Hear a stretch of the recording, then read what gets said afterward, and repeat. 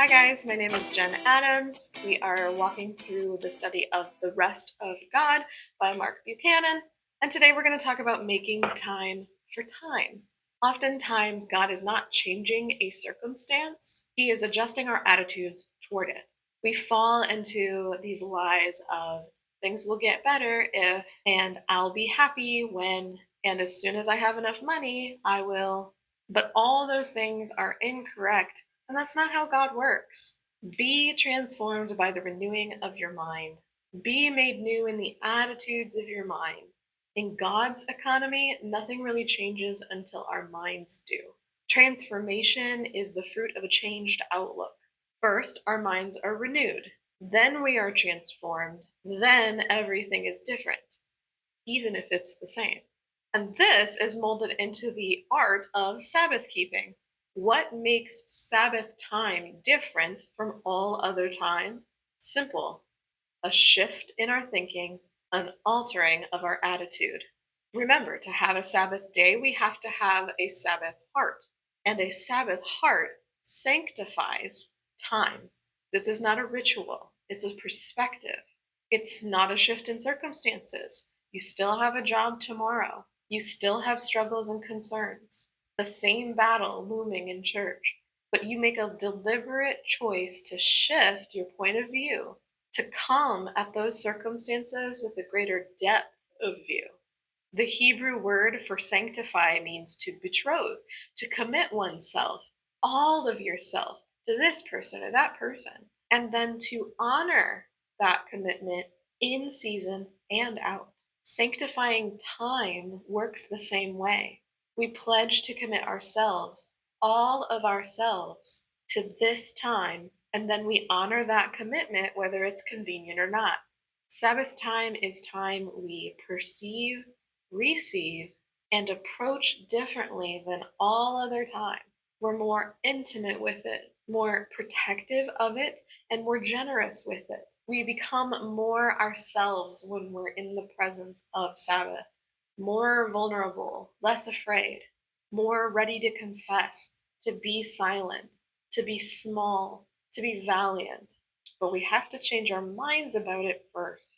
There are two kinds of time, and we can all feel the difference. There is time called chronos that drives on, moves without us. It ages us. It's a marching beast that consumes everything, never stops. It's the calendar, it's the clock. And the difference between leisure and Sabbath is this: leisure leaves us empty. Leisure is a distraction as this kind of time trudges forward. And when we snap back into position with the calendar, we're still tired, we're weary, and reluctant because that kind of time is so draining. Nothing changed, nothing renewed, there was no purpose. The other kind of time is called kairos. This time is a gift, it's an opportunity. Kairos is pregnant with purpose. It doesn't ask what time is it, it asks what is this time for? This kind of time serves a holy purpose. There is time for everything, Ecclesiastes says, a time for everything under heaven. This year, this day, this hour, this moment is ripe for something.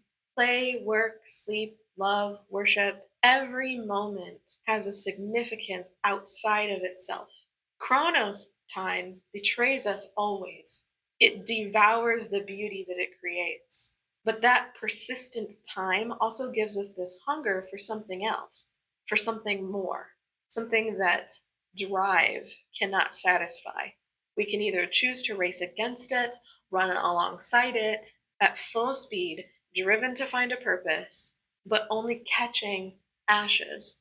Or we learn to follow the scent of eternity in our hearts. We start to sanctify some of our time. We orient toward kairos, toward a purpose that takes shape. That's the gift of God, experiencing sacred time amidst the commonplace, to taste heaven in our daily bread, a new earth and a new heaven in our swig of our favorite drink, joy in the ache of our muscles or in the sweat of our brow. To keep Sabbath, we have to recover from the usual attitude of chasing time. We have to set aside time with a purpose, to betroth to it, commit and honor God through the choosing. I've started to call these times with God my appointments. It reminds me how important it is both to God and to myself that I keep our appointments rather than me telling him I will meet him later. I promised him and I want to keep my promises. Wise people ask, does the path I'm walking on lead to a place I want to go? If I keep heading this way, will I like where I arrive? Fools don't ask that question. They keep making excuses, justifying, blaming, all the way to nowhere. They fool themselves right up into the grave. So here's what we can do this week: consider your ways, consider your thoughts and attitudes, the patterns of them, their shape and drift. Are they leading you to where you want to go? Plot them out. Will they land you in a place that you care to live? Take a moment to pray David's prayer from Psalm 139. Search me, O God, and see if there be any wicked way in me. Invite the Spirit to search you and reveal one habitual thought, one attitude of your heart that is misleading you. It may be shame, something you feel like you need to keep hiding or keep avoiding. It may be pride, a temptation to judge, or an insecurity. Maybe it's just a sense of insignificance, that nobody sees you, God doesn't see you. It may be how you see God. But whatever it is, ask God to change your mind. End it with the rest of David's prayer: lead me to the way everlasting. That's all I have to share with you this week. I hope you have a blessed weekend, a full rest, and that you commit to rejuvenating this kind of time. God bless, and I'll see you on the next one.